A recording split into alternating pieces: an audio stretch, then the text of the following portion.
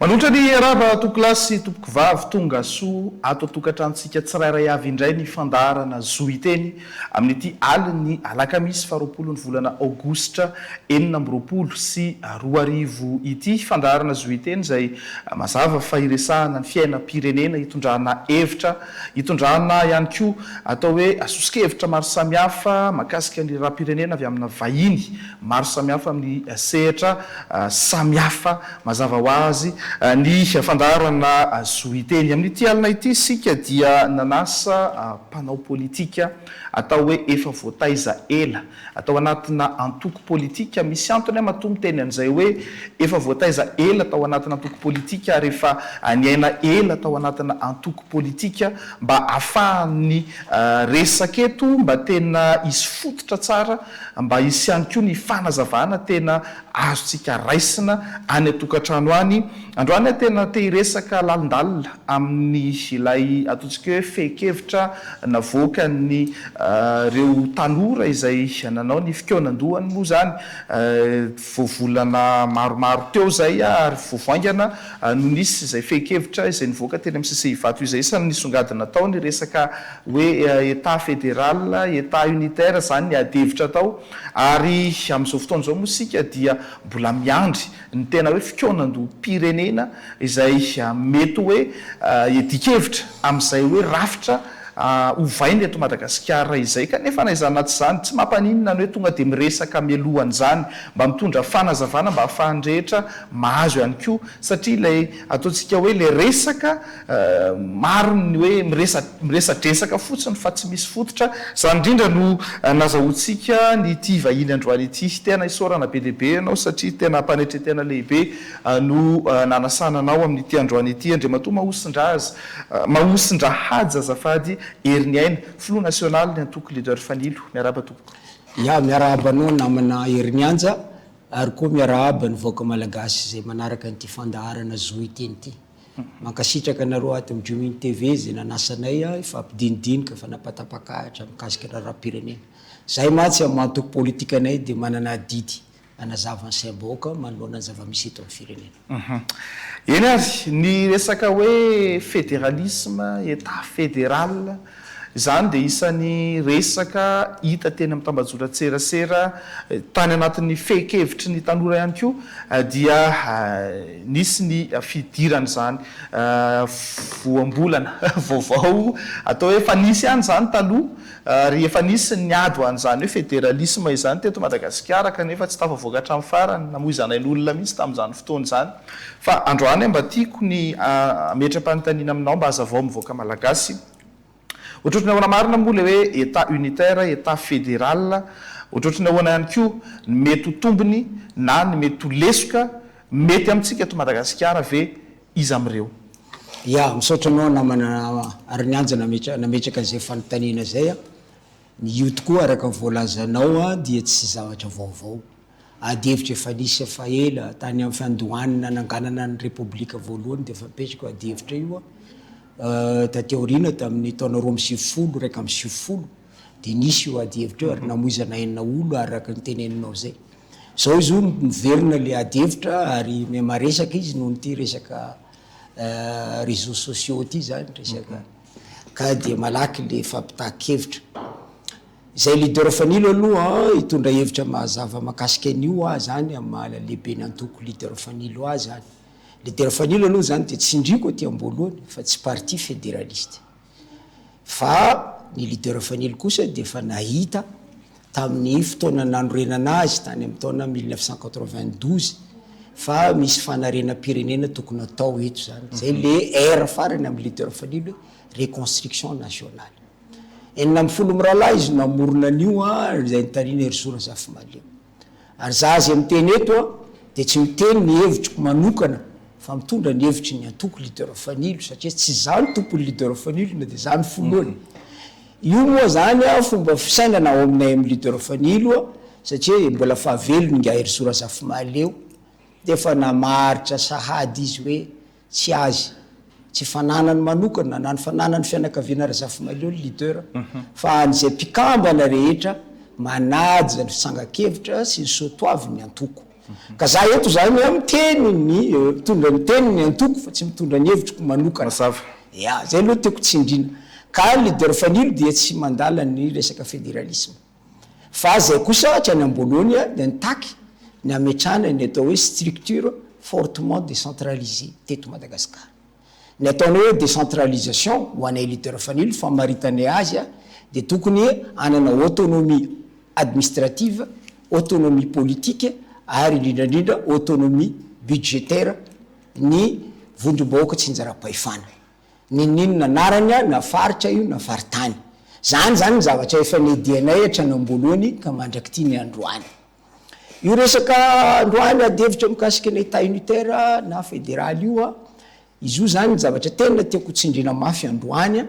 dia izy io tsy mahakasika ny mahafirenena tokana ny Madagasikara tsika zany na ho état unitaire na ho état fédéral dia tokana ihany firenena malagasy izay zany tiako azava satria am'izao misy ro namana sasany zay mabrioka ny adevitra ka manome tsiny ro namana zay miataky ny fédéralisme hoe mpandrava firenena mpanapotika firenena mampizarazara ny adevitra eto tsy makasika firenena fa adevitra makasika rafim-panjakana zany hoe état samihafa ny notion état sy ny nation zavatra samihafa zany ka ny eto resaka structure étatique izy ny teny frantsay ny hoe dekivitra eto fa tsy makasika firenena misy be deabe ny firenena zay fédéral fa tokana ihany le firenena ao anatiny ohatrany hoe Allemagne zao misy état fédéré ny 40 ny Allemagne lander fiteniny allemand azy fa zareo nation anankiray nation germanique nation allemande misy koa état fédéral ohatrany hoe Royaume-Uni na Grande-Bretagne zay misy firenena maromaro ao anatiny misy Écosse Angleterre Irlande du Nord Pays de Galles fa mitambatra izy ho état fédéral fa misy koa hoe firenena tokana fa mizara ho état fédéral ka tsika malagasy tsy tokony anaka olana makasika an'io satria tsika zany nafozan'Andriamanitra onosy ary mitovy na ny fomba fiteny na ny fomba mampanao ary manana tantara iraisiny ka tsy tokony ho kitikitiana mihitsy ny maha firenena tokana any Madagasikara zay zany fanao-kevitra etiko voalohany faharoa io resaka fédéral io dia mila tandremana mafy ny fanao-kevitra makasika an'izao zany satria itsika zao zany raha dinina amin'ny lafiny tantara mialatsiny fa za moa nianatra tantara devotery de formation professionnelle izy ny teny frantsay fa miverina tamin'ny adevitra tany amin'ny taona 1970 tsika zao 20 taona lasa katroka zay tam'izany ny padesme dia niteny hoe aleo miditra amina département frantsay aloha vao maka indépendance na fahaleovan-tena satria misy décalage de développement teo am'ireo faritra samihafa teto Madagasikara ny lycée tam'izany dia anankiroa ihany misy teto Madagasikara dia ny lycée Rabert Velo akehitriny io non Jules Ferry zay ho an'ny vehivavy dia ny lycée Galenie ho an'ny lehilahy zay ny lycée nisy teto fa tany amin'ny faritany tsy nisy lycée dia nitaky an'izay ny padesme hoe aleo anao départementa frantsay mba hisen'ny fampandrosoana amin'ny rindry isaparitra vao mitaky fahaleovan-tena ny MDRM tam'izany taky hoe fahaleovan-tena ny andalana na hoe indépendance progressive ary fikambanana miafina kosa ny Jina sy ny Panama dia nitaky hoe indépendance immédiate na fahaleovan-tena eo no eo ny zava-misy tam'izany dia nitondroina fa mpamadika ny padesme nefa zany no miteraka olana amintsika mandraky tia ny androany nandrona ny padesme ho mpamadika satria ny padesme dia tsy afenina amin'ny lafiny tantara fa ny akabetsahany mpitarika atao amin'ny padesme dia olona avy any amin'ny faritany ary ny mpitarika atao amin'ny MDRM dia ny akabetsahany olona avy etỳ fovoatany ka ny fandroanao ny hoe padesme mpamady dia ohatrany hoe manondro anao zany fa ny olona avy any amin'ny fanindrana mpamadika tanindrazana fa ny olona avy etỳ fovoatany no tia tanindrazana efa mampizara sahady ny malagasy zany fomba fanehoan-kevitra zany tam'izany kanefa tamin'ny 7 dia niavana ireo ray aman-dreny na ny ray aman-dreny tao amin'ny padesme zay soloany Philbert Tsiranana tena tam'izany sy Norbert Zafimahova sy reo ray aman-dreny tao amin'ny MDRM zay ny soloany reo parlementaire anankitelo zay naverina avy any frantsa tamin'ny 31 juillet 1960 ary ny président Tsiranana mihitsy no nangataka tamin'ny fanjakana frantsay na mitsorana azy teto dia nanaiky niditra tao anaty fanjakana i Ravangandrianavalina sy Jean-Jacques Rabe Mananjara raseta no mbola nizingizina teo nanao le congrès tany Tamatavy fa rehefa vita koa ny fifidianana filohan'ny république mivantana ny resan'ny Bokanjara tamin'ny taona 1965 de niavana ndray koa Itsiranana sy raseta ary Itsiranana no nandray décret nametraka ny andro ny 7 mars 29 mars ho androm-pisaonana eto Madagasikara fa nanomboka taty amin'ny taona 2017 makatia de niverenana ndray zavatra efa vita adevitra efa lamma verenana ndray androandro zany zahay mpanao politika de manana tendance zay sasany anondro ndro olo avy any amin'ny faritany mitaka ny fédéralisme reo hoe mpamotika firenena mpandrava firenena izy miteny an'izany no tena mpandrava firenena satria mampizara ny malagasy ho anako eto tsisy olo tsy tiany Madagasikara sika rehetra eto samby malagasy na any avaratra na any atsimo na andrefa na tsinany na fivoatany samby mitondra nio anarana malagasy ka very koa zavatra tokony atsahatra manomboka androany na devitra sala am'izany fa manimba ary zaza tiany médecine ialako tsiny anefa fa any médecine le olona nanolotra sosikevitra ny général Ramanantsoa nandravany datin'ny 14 octobre 1958 tao anatin'ny tantaram-pirenena no everiko hoe mpamotika firenena satria io daty io ny daty niangana tamin'ny fanorenana zao atao hoe amin'ny teny français moa malaza azy hoe état nation zay iainantsika am'izao io zany ny acte niraisin'izy enina amin'ny telopolo sy roanjato mianada mpanolotsaina partany nivory tao amin'ny galenita am'izany no raha atao amin'ny teny français izy de hoe acte fondateur ny état nation zay iainantsika am'izao satria tany alohan'ny fanjanahantany tsy nisy état nation anankiray teto Madagasikara ary tsisy mpahitatara niza amin'ny finoko zany amin'ny fahafantarako say ilaza apabe masala amin'ny ataoko zao fa nisy état nation tokana teto Madagasikara tany alohan'ny fanjanahantany fa io 14 octobre io no daty nananganatsika zao état nation zao ary nomeno zareo les sata républicaine ary io tsy io ny daty naterahany première république araka ny voizin'ny sasany fa io daty manana tantara satria ny 15 octobre 1958 ny apitsony io ny haut représentant de la république française de Madagascar tamin'izany fotoana zany André Soukado nanao fanambarana mezinezina zany hoe déclaration solennelle izy ny teny frantsay fa hoe caduc na fona ny loi d'annexion du 6 août 1896 zay nazana tany frantsay ny Madagasikara zany hoe io 14 octobre io zany mitondra ny fialantsika tao anatin'ny statut zanatany frantsay satria ny 15 octobre 1958 tsika efa tsy zanatany frantsay tsony ary ny première république de taty amin'ny 29 avril date de promulgation de constitution de la première république voateraka 29 avril 59 sahala amin'ny hoe taty amin'ny 30 décembre 1975 voateraka ny république faharoa na deuxième république taty amin'ny 18 septembre 1992 voateraka ny troisième république ary tamin'ny 11 décembre 2010 voateraka ny république fahaefatra ka tsisy fandraisana amin'ny nahaterahany première république ny daty ny 14 octobre 1958 fa daty ngeda be eo amin'ny tantaran'ny firenena malagasy ao anatin'izay ny zavatra mipetraka ihany koa ny adihevitra dia ny hoe hiditra ao anatin'izany hoe état fédéral ny tena voiziny rehetrarehetra amin'izao fotoana izao mety anahoana ny adihevitra iaingany anivony ataontsika hoe fitoanan-doham-pirenena atraizany mety herijika atongavana amin'izay raha hoe tena zay zany aloha raha amin'izao aloha zany matao ny sondage dia maromaro ihany nefa miresaka an'izay amin'ny fanio-kevitra mety tonga amin'izay ve tsika lizy koa ao anatin'le fanazavana efa manomboka misy mandresy lahatra hoe zao ny tombony ane raha état fédéral zao ny tombony raha état unitaire ya tsara nanamarianao an'izay namana Arnianja fa ny structure de l'état na unitaire io na fédéral de misy amin'ny teny frantsay hoe samy manana inconvénient ary samy manana avantage ka safidy politika zany hoe décision politique nio anraisina hoe anao état unitaire sa anao ta fédéral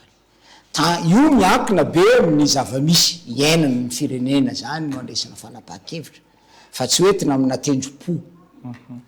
ohatrany hoe tany amboalohany ireo nivory tao amin'ny lycée Galenine resantsika teo de nandray fanapahan-kevitra hoe république état unitaire no itondrana ny firenena satria izy feveriko anao zany hoe tsika tsy nanana fanjakana tokana tany alohan'ny fanjanahantany de narefo le firaisam-pirenena raha ohatra ka tonga de miditra amina état fédéral de nisafidy ny état unitaire ry zareo zany androany anefa tovitovy am'izay ihany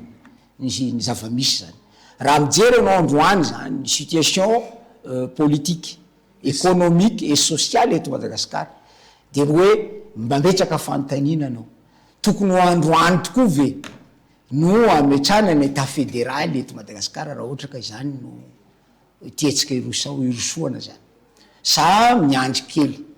satria zay ny tokony adevitra question d'opportunité zany ny adevitra tokony itondrana an'io fa tsy hoe ratsy ny état fédéral na tsara ny état unitaire na ratsy ny état unitaire sa misy ny maharatsy azy ireo misy ny avantage iny koa misy ny mahatsara azy fa ny adevitra de hoe androany atao am'izao tokoa ve ny état fédéral sa tsy atao zay ny adevitra tokony ipetraka zay ka ho anay leader fanilo zay mahalala fa mbola marefotsika amin'ny lafin-javatra maro satria izy nresahako teo taty partir any 1973 mandeha ty be debe ny zavatra potika noho le fandraisana fanapahan-kevitra politika tsy voadinika tsara anisan'zany nanana foanana ny autonomie budgétaire napetraky président Tsiranana tamin'le ordonnance 62/076 tamin'ny 29 septembre 1962 zay nifoanan'ny gouvernement Ramanantsoa tamin'le ordonnance 73/015 tamin'ny 30 mars 1973 nanapotika zavatra be debe io ka taty afara moa igny zany dia nisy le finiavan'ny Zafalbera président Zafalbera ametraka décentralisation tamin'le lalan'ny faritra tamin'ny taona 570 nametraka le loi 94/001 jusqu'à 94/008 tamin'ny 13 mars 1995 ametrahana le fototry ny fisinjaram-pahefana tena izy teto Madagasikara nefa mampalahelo namana Arinianja fa noho zay antony zay dia naongana i Zafalbera satria enim-bolana tao reny voan'io lalàna io septembre 1995 de tratrany empêchement président Zafy ary président Ratsiraka koa dia nametraka le loi constitutionnelle 98/001 tamin'ny 8 avril 98 zay seka ametrahana ny province autonome na ny faritany mizakatena fa taraiky ry zareo satria lava be ny adevitra atao anaty gouvernement tam'zany za afaka manao témoignage izy ny teny français afaka mijoro vavolombelona satria nanana ministre atao anaty gouvernement leader fanilo fa adevitra be tao anatin'ny gouvernement tam'zany ary diso koa ny filaza fa ny olona avy te fivoatany any no tsy mankasitraka an'le décentralisation satria tam'zany tao anaty gouvernement be de be ny ministre avy any amin'ny faritany no mitsipaka tsy nanaiky ny analana ny fahefan'izy ireo ho afindra any amin'ny faritany mizakatena za tsy hanonona anaran'olona fa misy ny ray aman-dreny anankiray zay ministre tam'zany taio izy fa lasa korazana avy any amin'ny faritany Majenga fa anisan'ny nitsipaka ny anomezana fahefana be ny faritany mizakatena tam'zany mba ilazako eto hoe fa tsy ny avy ty fivoatany any misy manotra an'io fa misy na any olona avy amin'ny faritany rehefa mahazo fahefana de tia fahefana loatra ny mpanao politika malagasy ka indraindray tsy foiny le fahefana rehefa tonga eo izy afa ny zavatra resahany raha mbola tsy mahazo fahefana izy afa ny zavatra resahany rehefa mbola fahefana izy ohatrany hoe tany amin'ny 2002 nge ny resaka démocratie sy fitsinjaram-pahefana daholo tany amin'ny teny an'Arabe tamin'ny 2009 ny resaka an'izany tamin'ny 2018 ny resaka an'izany fa za miteny anao novoaina rehefa tonga président Zafy satria taraiky be raha président Ratsiraka nametraka le faritany mizakatena tamin'ny 3 décembre 2000 vao nisy ny fifidianana filakevi-paritany volana vitsivitsy taoreny io vo mipetraka n'le gouvernora partany tonga président Ravalomanana ny foanana ny faritany mizakatena fa nametraka izy lalàna 2004 001 tamin'ny 17 juin 19 2004 zay nametrahana ny zalàna ny Madagasikara ho faritra romboropo ary tao anatin'izany lalàna zany de nazava fa manana personnalité morale sady autonomie budgétaire ny faritra région va saingy nandray fanapa-kevitra ny président Ravalomanana sy ny gouvernementany tamin'izany nisy décret tadidy le décret 2004 859 tamin'ny 17 septembre 2004 nametrahana hoe aleo no vonjomaika ny lehibe ny faritra ho apetaka io nanendrena ny lehibe ny faritra voalohany raika amby roapolo taona namanary ny anja taorian'io décret io niongana ihany Floandry Rajoelina tamin'ny 14 octobre 2025 fa tsy nahita tamingana fifidianana mahakasika ny faritra ianao na lehibe ny faritra io na io flakivi-paritra ka androany ianao namanary ny anja tsongofo tena tsongofon'olona raha ohatra ro namatsika any amin'ny faritany mitaka izy tsy matoky atsika mpanao politika tsony izy zahay ma tsy fa tsy anareo fa nareo mpanao gazety mikasika iny fitsinjaram-pahefana de mangataka izy zany ny androatana noir sur blanc anaty constitution hoe fa état fédéral igarantir le zavatra ampiasainy zareo any de menao adisona ve izy namanary zaho amin'ny teny aminao fa za tsy fédéraliste za leader fanilo ny hevitry ny leader fanilo tsy manday eo amin'ny fédéralisme fa za tsy afaka ny médecine andro namanareo androany raha mitaka an'izay fa za mpanao politika kosa de masamy teny am'reo namanareo hoe ny politika na de misy aza ny fahatezeranaareo tsy fiseny fitsinjaram-pahefana ito tsy hoentina mitendrim-po ny politika ny politika misy lafinjavatra be de be tsy maintsy dinina manokana dinina lalina vao mandray fanapa-kevitra politika ka za amin'ny leader fanilo ana androany de zako no miresaka am'reo namantsika reo hoe zahay leader fanilo de mahatsapa fa rehefa misy tanjona anankiray de misy lalambe alea atongavana any am'le tanjona ka ny fametrahatsika ny structure fortement décentralisée de nisan'ny lalana andalovana vao tonga any amin'ny fédéralisme fa tsy mbola any amin'ny fédéralisme atsika zao iverina fa tena mety afana aloha raha ny ataontsika hoe fikonan-dom-pirenena andinian'ny mpanao politika rehetra sy ny mpisehatra rehetra Madagasikara ray manontolo an'izay hoe manahoana ny fanovana rafitra tiana ho apetraka eto Madagasikara fa io tsy maintsy zay laniny be sy maro araka ny fanambaran'ny filoha ankehitriny moa zany no ho lany sy tanterahana any fanatanterahana koa mbola araka ny fanambaranao teo hoe misy efa voasoratra anaty lalam-pandrenana raha mbola hafa ihany ny zavatra mitranga ho resahantsika ihany zany rehefa aveo fa am'izao fotoana zao ihany koa mandeha ny resaka le hoe dialogue politika na lay na moa zany ohatry ny fifampiresahana eo amin'ny samy mpanao politika isan'ny mandray anjara mafitrika amin'izany fitondram-panjakana tarihan'ny filoha moa zany ao anatin'izay hita hoe misy resaka fifanantonana fifampiresahana inona marina ny tena mety ho tanjona ao ambadik'izay resaka dialogue politika mandeha izay satria tazana ihany koa fa hatramin'ny filoha sy ny lehiben'ny fanoerana eo anivon'ny antenimieram-pirenena aza vita ny fampihavanana tany amin'ny faritra atsimotany hoe niavana ry zareo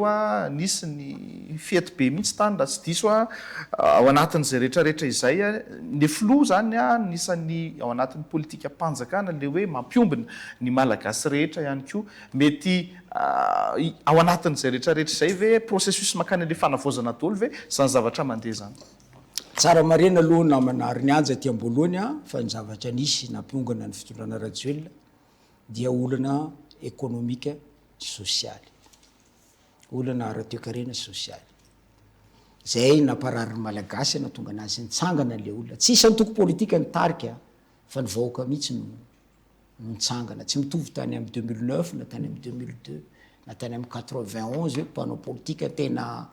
gaglany no nitarika fa le vahoaka mihitsy no natsiaro tena na nisy azy reo nitaritarika bidon jaune reny fa hitanao fa tsy de hita taratra reny tateorina fa le vahoaka mihitsy eriny Madagasikara tsy nisy mpitarika politika no niara-nihetsika zany ka ny fahaseranana ara-toekarena sy ara-sosialy dia na tiana na tsy tiana de misy fiantraikany amin'ny lafin'ny politika ka ny crise sociale crise économique de miteraka avy hatrany crise politique satria ny politika no mamaritra ny toe-karena ny firenena anankiray ny politika no mandamina ny socialy na firenena anankiray ka raha tsy ny politika no amboarinao de misy fiantraikany ratsy any amin'ny toe-karena any amin'ny sociale izy ka izay no antony ilana n'le dialogue politique io dialogue politique io zany de fampidiniany mpanao politika mikasika ny fanatsarana andaminana zavatra aloha zany satria tsy maintsy apetraka ny antsona amin'ny teny frantsay hoe paix sociale filaminana sociale alohany anaovana ny fanavozana alohany anaovana ny refondation ka ilaina de ilaina ny dinika ny zavatra marioka eto fotsiny de zao tsy mitovy amin'ny fomba nitondrana ny dinika politika tany amin'ny 91 ny dinika politika atao androany 5 taona teorina tany amin'ny 1991 teo amin'ny 10 na 12 nisy ny antoko politika androany 7 sy 900 karaha zany olona 7 sy 900 zany nangononao ngamba mety 3 volana tsisy zavatra tapaka fa anjaran'ny filoham-panjakana ny filohan'ny fanavozana no miantso sy raha ray sala amin'ny ataony io ny antoko na vondrony antoko zay verina fa mahasolo tenany maro ao anatin'ny fandehany raharaha dia ho hita eo fomba itondrana azy satria raha ny tokony ho izy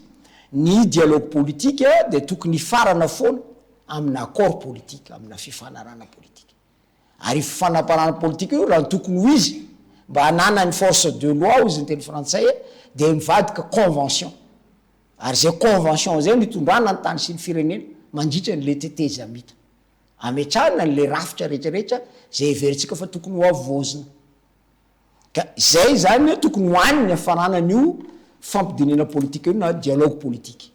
androany zany io zay de mampirisika ny mpitondra fanjakana hanoen'io anion'io zavatra io satria rehefa misy ny lamina ara-politika de miteraka lamina ho azy any amin'ny toe-karena sy any amin'ny socialy zany fandaminana zany mandefa ny ayany maro de hoe ho tratra vela itaona 7 sy 4 anatanterahana ny fifidianana voalohany eto Madagasikara araka ny fampiresahan'ny filoham-panjakana tamin'ny sadek moa tamin'ny tany Afrika Atsimo tamin'ny herinandro tamin'ny herinandro lasa teo ahoana ny atratrarana an'izany satria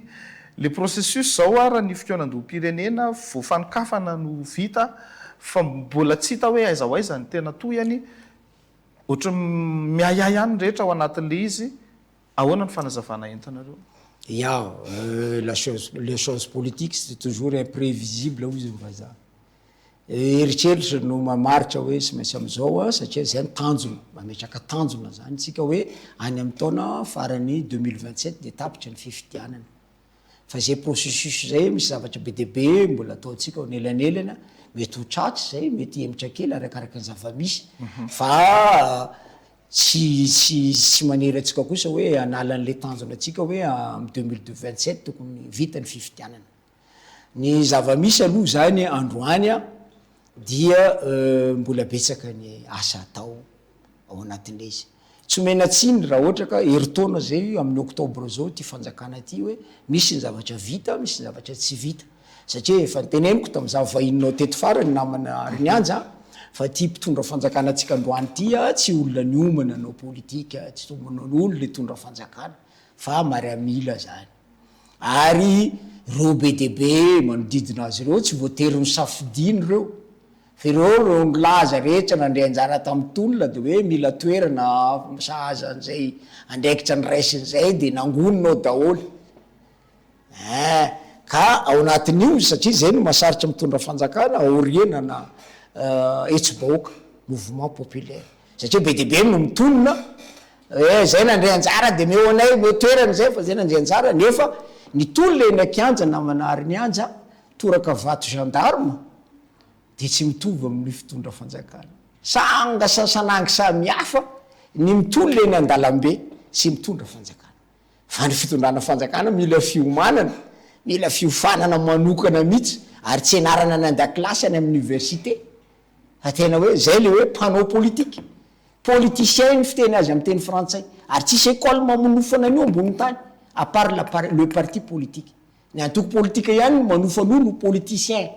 fa ny politologue no faniny école lery science politique ary université fa ny politicien dia ny antoko no manofan'olo politicien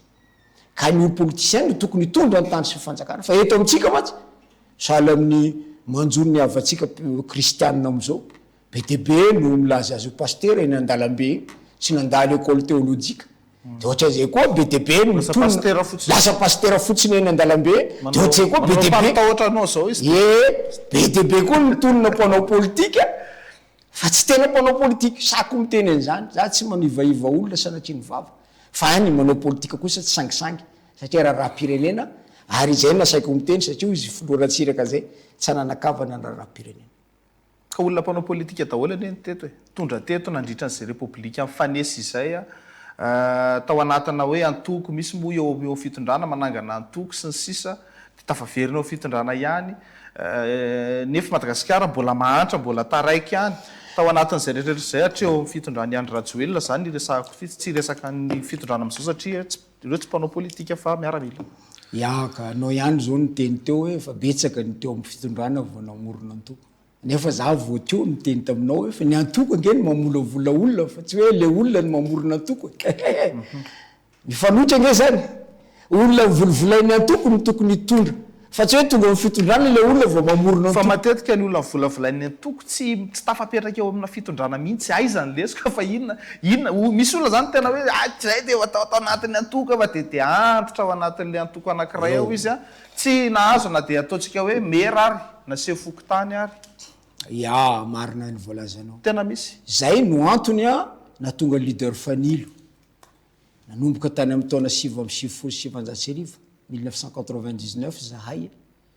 tamin'ny 5 mars ny tena marina no nangataka tampanao politika rehetra tamin'izany eo amin'ny 20 mahery tao ny antoko politika tamin'izany hoe ndao avozy da fomba fanaovanao politika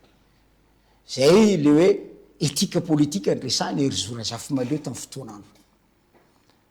aminay leader fanilo moa izy de lasa slogan hoe faire de la politique autrement zay no tonga nay nyteny an'izany satria ny antony de tsotra ny eto amintsika ny fomba fanaovanao politika tsy ady hevitra fa resaka vola resaka fizarazarana zavatra ny herijikan'olona mirotsaka amina fifidianana eto amintsika sy hoe ny qualité ny programme an'le candidat fa noho n'izy manambola be debe ny olona mangady safira de nahazo vo safira avy any izy de navoaka tirelila moa zany sa mahazo 2-3 milliards izy tonga de manapa-kevitra izy latsaka député latsaka maire lany izy ka io tsy adidiny mpanao politika ihany koa fa adidiny vahoaka androany tsika zao miresaka miady hevitra be debe to hoe état unitaire fortement décentralisé sa fédéralisme fa namana sasany matahotra hoe anao an'izany tokoa ve reto ka anjarany vahoaka nge no mijery iza ny atokisanareo natanteraka an'io zay ny fodio fa aza sendaona hoe misy mizara zavatra ao anaty na hoe ty préfet ngonanambo na ty préfet vinambo zay moko ny any malagasy rehefa mifidy fa ny intérêt national ary ny intérêt national de mianomboka amin'ny intérêtnao sy ny ankonanao misy fiantraikany any aminao ve any amin'ny tokantranonao ve raha ray anina no lany ao na ray anina zay vao mifidy anao fa tsy mifidy anjambany hoe tsy intérêt androany fa intérêt lavidavitra ka anao miteny hoe be debe ny olona volovolainy antoko tsy lasa amin'andraikitra tokony petrahany satria ny antony tsy mandeha araka ny tokony izy ny lamina ara-pifidianana misy eto Madagasikara fa io zany anisany rafitra ngeda be atsaraina ao anatin'ny fanavozana dia nio rafitry ny fifidianana io mbola lavalava ty fanavozana ty azasina fizarazaran-javatra na fizarana vola na ino amina propagande fa le faso adevitra fa hitanao eo fa azo fanjakana le olona ny volovolainy antoko satria izy sara ofana voaomana izy mana programme mazava izy mandresy lahatra izy fa le olona am'izao nge tsy mihainao na de hiteny anao satria le olo zarana zavatra ery zarana koveta zarana vary zarana zao de zay no nandraisan'ny fanapaha-kevitra de logika be ary ny olona manajetika na mana ary ny anja na mahazo fahefana izy izy tsy mangorokarena dikany zany na mandalo fahefana izy tsy manambola ary za de vavolombelony zany a satria za ny alohan'ny nahafatesany de nasoy ny président Zafalbera tany an-tranony de tsereto filohan'ny république Zafalbera fa za teo an-tranony Zafalbera mbola le télévision be vody tanao le tsy misy écran plat mbola zany ny télé nijereny izy mivady to fa ny eto amitsika ny olona marina nahazo fahefana Zafalbera fa na ongana sahala am'izany raha tsy mandrava zay sekanao zavatra tsara teto hoe fokon'olona dikany hoe fokon'olona ne namana herinanjaka hoe décentralisation metraka ny any amin'ny base fa inona nahazo any raha tsy mandrava herinandro any izy de rovon'olona ena tahaka ny lazako teo hoe Zafalbera naongana voametraka décentralisation eto nge tena misy olona tena manohitra an'io mafy de mafy fa nisorako an'Andriamanitra aloha androany ary zay nisorako reto namana mitaky ny fédéralisme rehetra satria noho ny fitakiana ataony zareo de be reo zay nifikitra tamina état unitaire fortement centralisé na tamin'izy nitondra fanjakana azy ny votery androany tsy satry mitonona fa hoe mitaky ny aleo état unitaire fortement décentralisé esaka amfony izy reo tokoa ve nitenenana zany sa hoe ty amitaka vaoaka fotsiny de hoe atao fa reo olona reo efa voapirofo fa tsy mankasitraka ny décentralisation effective eto Madagasikara resaka fanovana fomba fanao politika ianao ny antenymeran'ny pirenena am'izao fotoana izao no isan'ny ivon'ny adevitra ihany koa eto Madagasikara maromaro ny ataontsika hoe zavatra tsy akasitrahany mpanao politika sasany ao anatin'izany nivo antenymeram-pirenena zany enatra am'ireo tanora GNZ sy ny sisary manao fanambarany nivo tambazora tserasera aizany ny ataontsika hoe lesoka amin'ny antenymeram-pirenena io am'izao fotoana izao moa zany isan'ny misy antoko mihitsy ara mitory eny amin'ny HCC hoe ny mitaky ny andravana zany antenymeram-pirenena zany satria hoe misy fiovana iny moa zany le hoe vondrona parlementaire tsy ara-dalàna milaza ny anohana fitondrana tapoka vetivety eo daholo de manangana vondrona parlementaire hafa ry le solombavambahoaka any zany zao no olana mbola misy koa am'izao fotoana izao io nefa sisany androm-panjakana sisany joro atao anatin'ny repoblika faefatra tsy hoe io rery moa zany ny mpanao lalàna ny tiako resahana fa tsy hoe ny malagasy amin'ny ankapobeny tsy tan-dalàna tany amin'ny andron'ny troisième république ny mandana solombavambahoaka de impératif zany hoe tsy fofeny antoko ny solombavambahoaka fa neo akevitra ataony eo anatin'ny antenymeram-pirenena de ny raha tsika nahita fa be de be ny député même no voafidy tao amin'ny Hervelona Rahasalama no nivadika anisan'ny voateny le motion d'empêchement anonganana ny Zafalbera rehefa nisy fizarazarana zavatra tany ambadimbadika tany akehitriny ny tonga ny fanjakana Rajoelina nanao io lalam-paharorenan'ny république faefatra io de nataony mandat impératif zany hoe zany ny solombavambahoaka dia manana obligation izy ny teny français voatery manaraka ny hevitry ny antoko zay nanolotra azy hofidiana raha tsy manaraka an'izay izy de manala tena tsy solombavambahoaka ka zay mandat impératif zay zany mipetraka amin'ny lalàna misy am'izao raha vakino tokoa ny lalam-paharorenana am'izao de tsy azo lo solombavambahoaka voafidy tamin'ny herimara ro atao zao zavatra ataony zareo androandro tokony herimara foana izy tokony mijanona herimara foana izy satria herimara no naalany azy ka raha misy fitoriana raha za tsy mpanao lalàna aloha tsy mpahay lalàna de mamaky dia manany rariny ny mitory kanefa io zavatra io zany any amin'ny fitsarana de andrasatsika ny didy avoaka ny HCC makasika an'io satria ny antoko républicaine sahala aminay tsy miadevitra zavatra mbola anatina fanapahana eo nivony fitsarana fa ny zavatra tiana resahana hoe mbola ilaina ve io antenymeram-pirenena io ao anatin'izao processus na fanavozana zao ilaina izy ny antenymeram-pirenena moa zany amina fanjakana anankiray fa naveriko teto tamitsika resaka farany rehefa misy fanjakana zany tiana ipetraka anana fototra tsara de mila ny atao hoe légalité sy légitimité légalité de nanan'ny président Mikael Randrianirina tamin'ny alalan'le arrêt numéro 10 tiré HCC barra D3 tamin'ny 14 octobre 2025 zay nanomena azy ny fahefana io ananany légalité fa légitimité tsy ananany satria tsy olom-boafidy fa ny assemblée nationale ny tokony mitondra n'le légitimité manoana n'le fanjakana zany hoe ny légalité sy légitimité mitambatra no tokony ananan'le fanjakana fototra tsara ny zava-misy nefa androany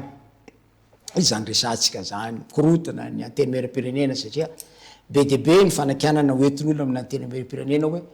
efa naongan'olona ihany naongany vahoaka ihany anjorajela vao mody taitra izy mianakavy fa tamin'ny fotoanan'androny regny a ninninona tsy fijaliany vahoaka malagasy a ninninona kaikaiky nataony vahoaka mikasika an'izay ampimamba nataony membre Ravatomanga sy Rajoelina tamin'izany a tsy nitsangana niarony vahoaka zay nifidy azy le solombavam-bahoaka olana tamin'izany ny jirama ny rano jiro fa tsy nitsangana le solombavam-bahoaka niaro azy zay no mahatonga ny vahoaka androany tsy makasitraka ary maro anisany nanoana ny fitondrana teo aloha ye ao anatina fandaniana tena mitehaka mihitsy ary de tena voakora mihitsy ny mpanohatra tamin'izany ka zay le teneniko anao hoe lafa ny fifidianana moa zany tsy azo antoka eto amitsika ka misy olona zany a manana tokony olany izy fa mataotra izy tsy olany a de miazakazaka izy a maka etikety na antoko-panjakana tsy amfony a miazakazaka izy maka etikety mba iassureny ny fahalaneny de niditra atao ry zareo de betsaka zany misy indépendant vatany voalany izy indépendant de niditra amin'ny vondrona ka zay le teneniko anao hoe fanatsarana ny raha mpifidianana tsy tokony isy indépendant tsony amin'ny fifidianana manaraka olona tolotra ny antoko politika no tokony miatrika fifidianana de ahoana indray ny zoan'ny olo-pirenena ao anatin'izay latsaka sy andray anjara amle tokony miditra ny toko politika ianao any andafitra isy indépendant zany mandany ny États-Unis droite gauche any France na anao amin'ny antoko de gauche na anao amin'ny antoko de droite miditra anao anatin'ny antoko politika ny antoko politika nge tsy fa ny olana atsika gasy tsotra namanerananja za zao hitanao zao 10 taona mpikambana atao amin'ny leader fanily mbo hatramin'ny fahazazako mpianatra teny akatso vao lasa filoany antoko 10 taona fa ny akabetsany gasy nga misy manao anjara tonga de teo lehibe ny antoko androany zangera namorona antoko namanaranazy fa lehibe ny antoko fa ela satria zany mpandrina national ny tanora atao amin'ny leader fanily nanomboka tamin'ny taona 24 zany hoe nisy olona be de be tao damosiko azoko noentina amorona no antoko fa tsy zany no tezananay to amin'ny école politique du parti tao amin'ny leader fanily mila manana faharetana ara-politika ary mila mijoro amina tsangakevitra tsy voatery androany za hitanao zao na tsy ho lasa ministra aho mandra-pahafatiko fa ny mahafaly a de ny mivoiny hevitriko mivoiny hevitry ny leader fanily manana toerana moa de vao mahay setra anankiray zay toerana zay tsy tanjona akory eny toerana namanariny azy amin'ny fanaovanao politika fa fitaovana ho ampelatana mpanao politika anataterana ny levina le tsangakevitra zay matimatesaka fa tsy hoe io ny tanjona ka raha ohatra tonga am'izay tanjona zay rabatsara hoe filohan'ny republika premier ministre sy tonga am'izay tsy mampanenina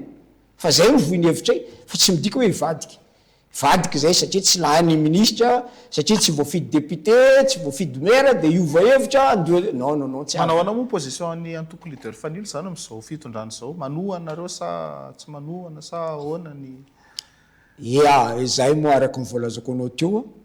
le era farany amin'ny leader fanilo dia reconstruction nationale androany anefa efa tsy zay tsony tsy resaka fanarenam-pirenena tsony tsy resaka reconstruction tsony androany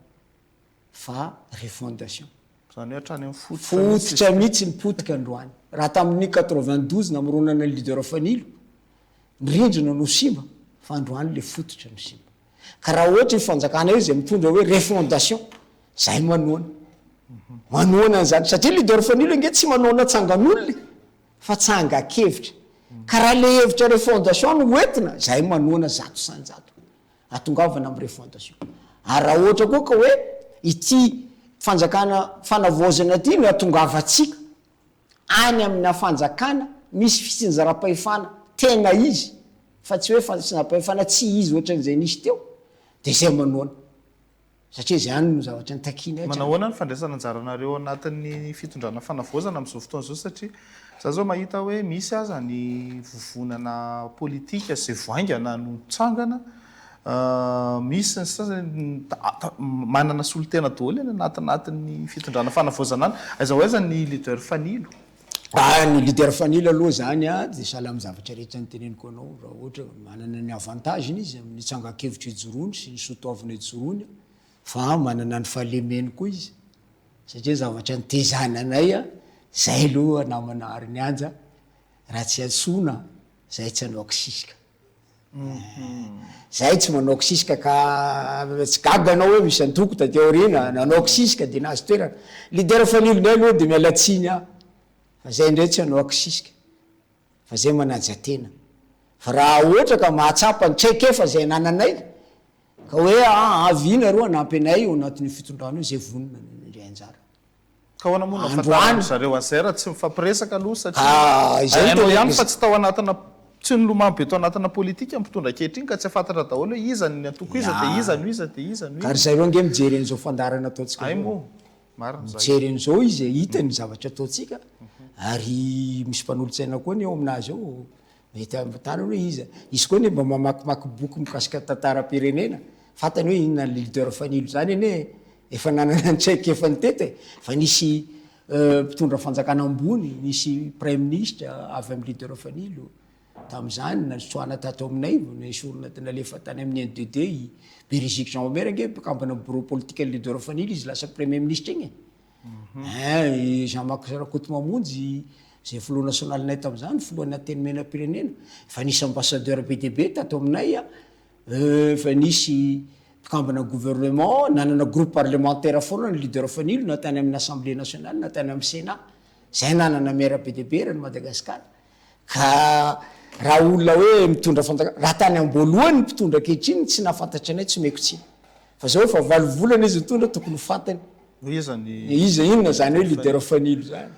fa zay de mijoro amin'ny etika ka zay tsy anaoko sisika namana Herinianja hitanao misy anankiray koa tiako fanontaniana amin'le traikefa politika any moa zany le antemera-pirenena somary iverena kely satria efa misy ny hoe mieritreritra ny tanora hoe vadio io ataovy assemblée constituante sy ny sisa hiditra am'zay indray ve ity re fondation ty efa tazana foana taloha misy an'ireny CST CT tamin'ny taona 2024 sy ny sisa fa ohatra ny tena fitadiavana toerana fotsiny tena BDB ahoana ny fahitanao azy ya ny assemblée constituante aloha zany mbola indray mandehany nisy teto Madagasikara tany amin'ny première république tamin'ny amorenana ny première république finamola hoe CT sy CST tamin'ny 2009 reny assemblée de transition sénat de transition fa ny assemblée constituante de tany amin'ny talohan'ny première république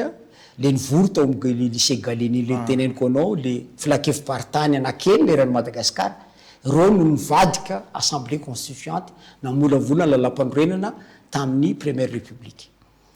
ny atao assemblée constituante juridiquement parlant lafiny lalàna de olom-bofidy misy olo tena nle vahoaka ny fidina izy zany olom-bofidy dia mamolavola lalam-panorenana fa tsy hoe olo tendrena ny assemblée constituante zay moa izy io zay aloha ahitsiko zay aloha zany elako tsiny fa olom-bofidy natao hoe assemblée constituante natonga zareo tam'izany afaka nitondra ny assemblée constituante satria zareo olom-bofidy mpikamba natao filakevim-paritany avy amin'ny faritany eny na eran'ny Madagasikara zany hoe mahasolo tena nyvoaka malagasy tam'izany zareo de s'est constitué en assemblée constituante le tariny Norbert Zafimaova nambolavona ny lalam-pandroana fa am'izao tsy misy an'izay raha anao assemblée constituante tsika zany voatery manao fifitianana tsika zany raha anao assemblée constituante fa ny zavatra misy androany zany de isy io fakadikevitra pirenena io na ny concertation nationale io zany no karazana assemblée constituante sika zany satria miainga avy any amin'ny fototsy io hamolavola lalam-pandroenana eto zany ka izy io arak'izay fanarahantsika eo na orovy eny lalam-pandroenana ho atolotra atsika amina élection constitutionnelle sa mahita marimaritra raisina atsika dia lalam-pandroenana raika am'izay fotoan'izay référendum ihany ahafahantsika mametraka azy zay zany fa raha misy kosa convention de tsy maintsy mitondra fanjakana mantsy ka hoe misy convention ka hoe tsy maintsy oravana na teny meri-pirenena araka ny fangatany sasanyireo dia am'izay fotoan'izay ny gouvernement tsy avela mitondra samirery fa sy maintsy asiana organe de contrôle zany hoe organe législatif na vonjomaika zany dikan'izany tsy maintsy misy olo-tendrena anao an'izay asa zay mandritra n'le tetezamita fa mila fitandremana kosa mba tsy hitovy am'le adisona natao taloha tamin'ny taona 10 sy 20 hoe natao fitadiavana seza fotsiny natao be de be 300 mahery tam'izany ny CT CST tsy ako firy nisany fandanimbola mpanjakana tsy hita zay vokany ho an'le firenena fa mbala mila tokony dinina tsara hoe iza ny olona atao ao mba hitondra vokatsoa an'le firenena ny ametrahana an'io satria olo-kendry eto amin'ny firenena no tokony apesako. Ataontsika hoe bilan kely ny fitondrana efa elahelyntsika ny resaka teto fa angamba tsika hiverina kely ao anatin'izay hoe manahoana ny fahitanao ny izao fitondrana fanavozana izao ao anatin'izay ihany koa nefa ny atazantsika fa maromaro ny voalaza fa fanakorontanana an'ilay fitondrana misy amin'izao fotoana izao mba tsy andeha makany amin'izay fanavozana izay miseho amin'ny endrika maro samihafa moa zay fanakorontanana hoe déstabilisation nitranga teto Madagasikara izay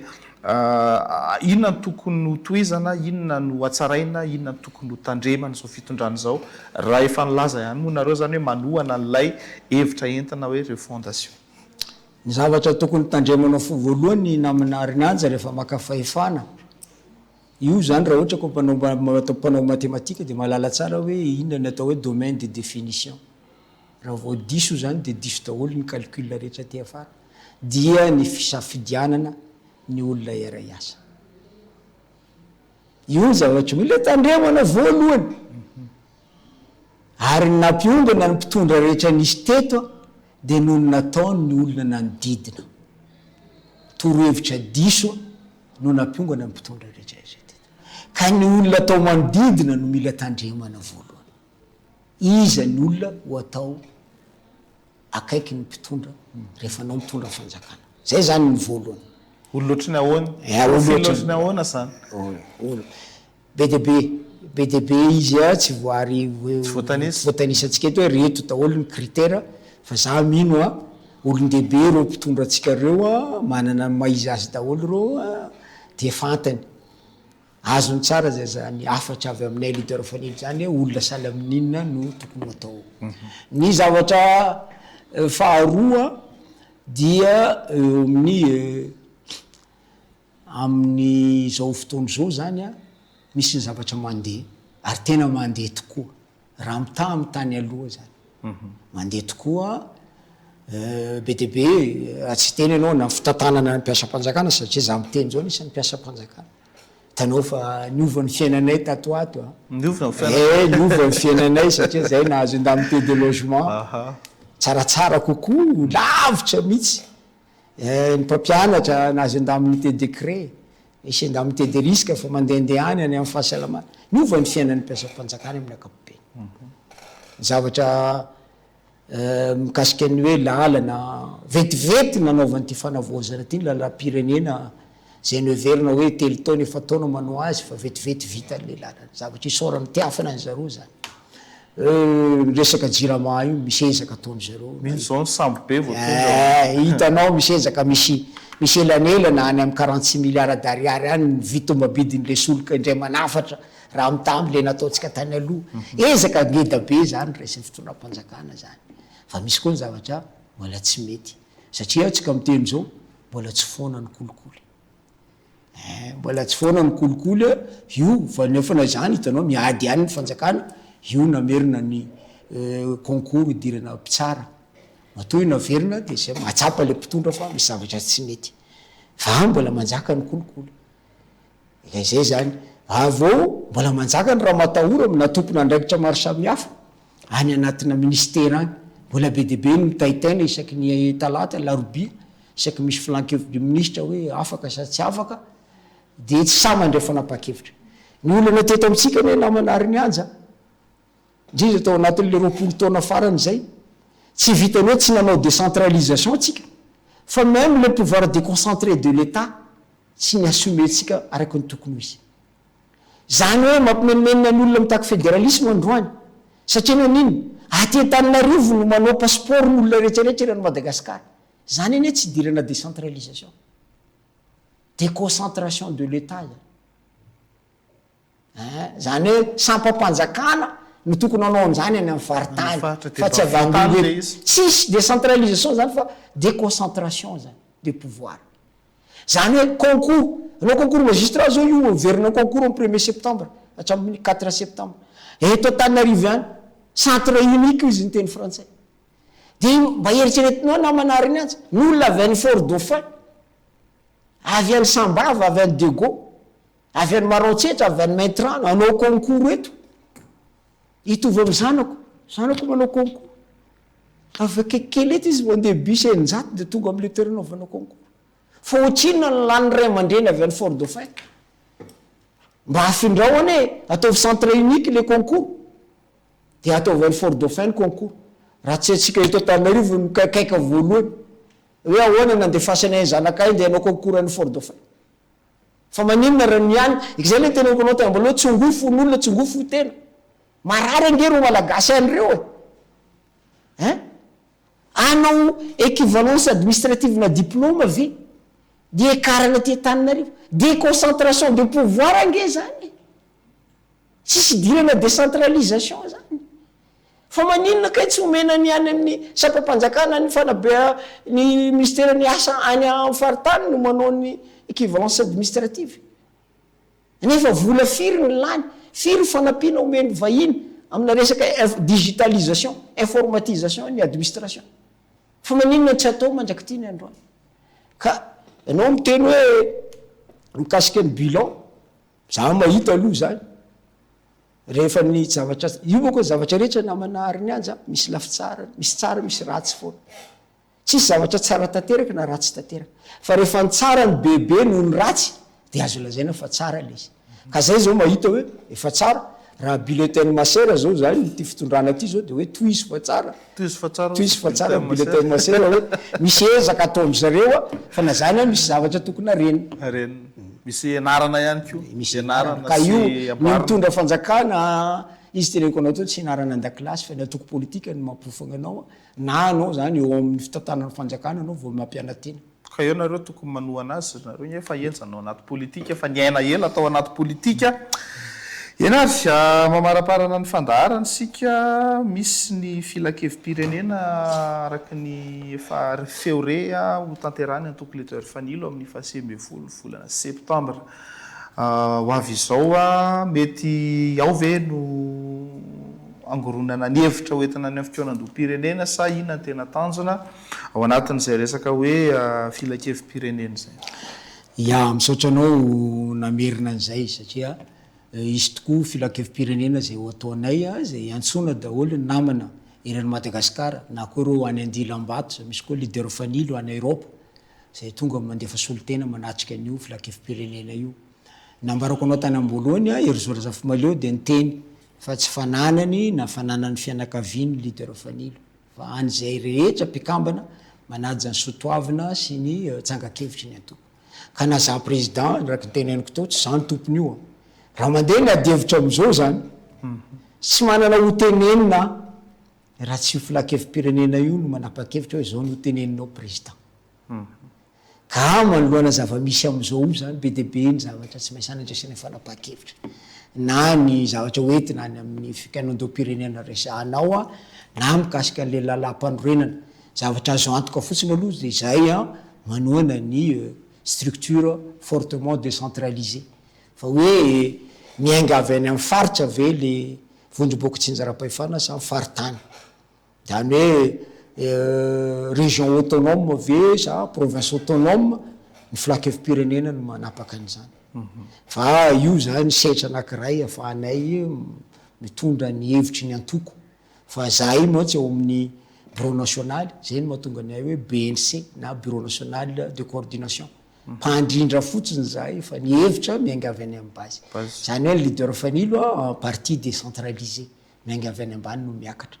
zay nge ny madiso zavatra teneniko angaviako ny mpitondra rehefa nova gouvernement manaraka mba sarao a ny ministère de l'intérieur sy ny ministère de décentralisation. tokony samihafa samy hafa zany. Ny anankiray intérieur déconcentration de pouvoir,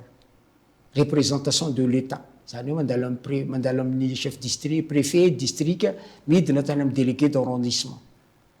zany hoe avy any ambony midina ty ambany. Fa ny décentralisation araka ny teneniko anao teo avy aty ambany no miakatra. Ka amizao resaka autonomie budgétaire ny tena takin'olona any amin'ny faritany. Avereno to amin'ny nataony Ratsiraka ministère du budget et de la décentralisation mba ho décentralisena ny budget. Ka za de fiangaviako zany aza lay mpanahy mpitambatra an'io fa zavatra samy hafa io. Enary ankasitrahana BDB anao Andriamato Mahosy Ndrahaja herin'ny aina filoha nasionaly ny antoko leader fanilo ny vahiny teto amin'ny fandaharana Soiteny. Toy ny mahazatra tia mpamarana ny fandaharana manana 10 minitra ianao amin'tina na hitondranafatra ho an'ny mpiray tandrazana na ny mpiray antoko. Ya voalohany aloha zany a dia amin'ny voaka malagasy no tondrako afatra. Mandeha tokoa ny adivitra ny resantsika tany amin'ny voalohany hoe misy ny état unitaire, misy ny état fédéral. Ny fiangaviako efa naveriko teto tamin'iza vahininao teto farany namana Arinyanja mba tsy resaka fiaviana ao anatin'ny adivitra. Fa entina amina foto-kevitra mazava